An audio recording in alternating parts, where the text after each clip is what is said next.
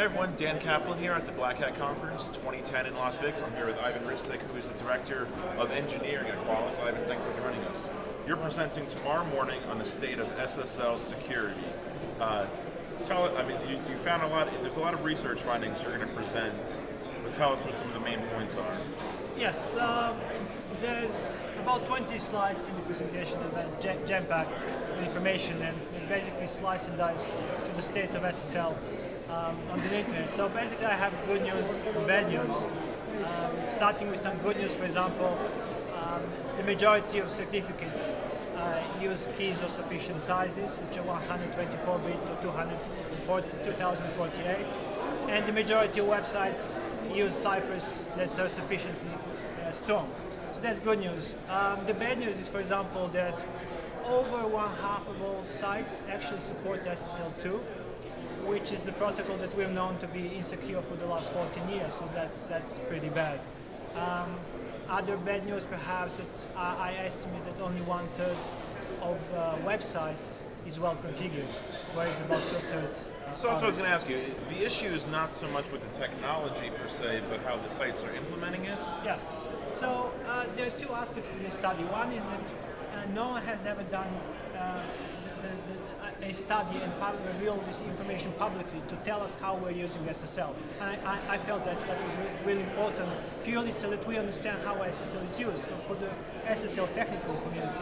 And the other aspect is normal people who are in charge of maintaining SSL sites, they really need to find out as to how they're using SSL. And so what we have on the SSL Labs website, there's a tool where you type in the domain name, your domain name, and the tool will go and publish, look at it, and give you all the information, everything that you need to know. And then it only takes half an hour to fix it and configure it properly. And this is what we want to do. We want to get as many people as possible to just improve their configuration. Right. So for the average user, are they finding themselves going to a lot of these websites and seeing warning messages? I mean, what is the state of the user when it comes to SSLs? I think overall the user is pretty confused. And I think you're absolutely right that many people are seeing these warning messages. And the bad part is that they're ignoring them most of the time. Now, the really bad part is that they normally do not suffer any consequences. And then one day, they will be using an insecure network, they will get that warning that's supposed to help them, and they will ignore it and be exploited. And that's the real danger. So it's like the Boyle cries wolf type thing that we're Exactly, that's experiencing. exactly what it is. Because when I see it, I just assume, it's not an updated cert or it's a misconfigured cert. Yeah. So my personal view is that browsers should really have two settings, one for normal people and the other for advanced users. For normal people, browsers should not really accept insecure communication, period. But if you're an advanced user, if you know what you're doing, then you should be able to go there and enable this advanced mode so that you can access maybe sites with self-signed certificate and so on and so forth. Because the reality is these sites with self-signed certificate are needed, but only for a certain class of users. Right, and that class of users being? System administrators who maybe configure their own servers and then they want to access them subsequently. And they know what they're accessing, so the trust is already there. They do not need a certificate authority to tell them that it's secure.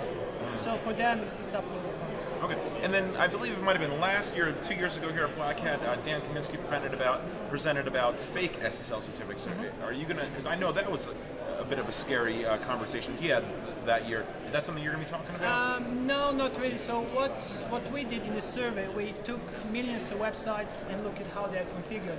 Fake SSL certificates would be used in different circumstances where end users are being attacked. So from our point of view, we can't really see them.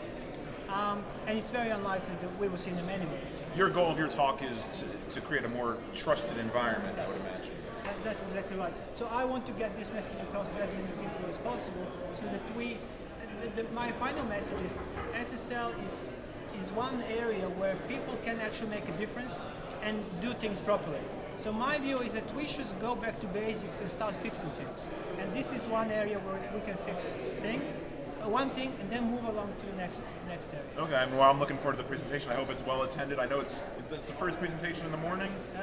I think it's the the second. Second 10 one, 10 okay. o'clock. So hopefully not too many hungover Black Hat attendees, but Well, they'll miss the first one, the first session, and hopefully and be ready for yours. Okay. Well, thank you for being with us today, and very good stuff. We're looking forward to checking that out.